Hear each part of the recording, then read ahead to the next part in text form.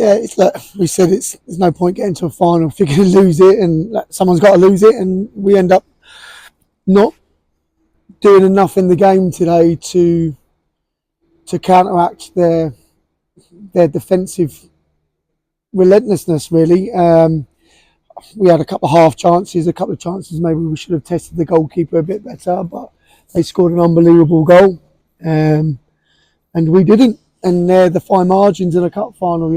Can't really remember either of our goalkeepers having too much to do. But we controlled the game in large parts. We created enough chances to score at least one.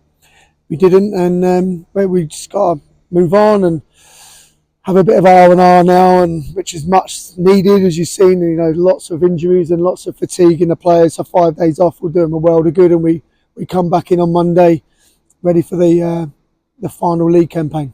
Yeah, I think just looked a little bit nervous on the ball, maybe sometimes giving the ball away. Yeah, I think so. I think, look, with every interview we've had, we said we're young, and they're learning all the time. We're learning on the touchline, they're learning on the pitch, and I think it's a great environment to play football, and absolute brilliant support from everyone for AFC today. I don't know how many people there were, but it sounded like 10,000 at some points of the game when everyone was getting behind them, and that made it really special for the players and for the staff and for the board and everyone involved at the football club. But we just didn't have enough today, and the players are gutted. Of course they are. They're frustrated that they didn't come and achieve what we came here to achieve, which is to take the trophy home. But like I say, the final, someone's got to lose, and we take it on board and we learn from it, and hopefully learn from it, and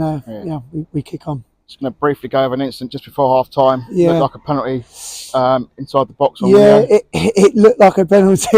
I think my reaction was penalty. It was a great bit of play. Max Vosnard sort of drives about 80 yards with the ball and slips Rio in, and I believe he got to the goal. Got to the ball before the goalkeeper, but not meant to be. I think you could argue Ethan Holt's one where Ethan ended up getting injured.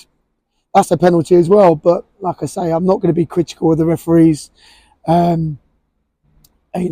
are our own victims of the circumstances that we're in, and it was just frustrating. Yeah, it could be a penalty, but you could say that we should score as well. So works out both ways. Just going back to the attendance, it's just over 900 here tonight. Was there really? Probably Right, okay. 2/3 was at AFC because we sold out 2 blocks, and I think we had an extra block put on today. So yeah. So again, to anyone that watches this, if anyone watches this, thank you very much from me and Joe and all the staff. You made it a really brilliant occasion, and we would love your support for the final 2, league games. Maybe not the Ware away game, but certainly the last game of the season against Barton Rovers.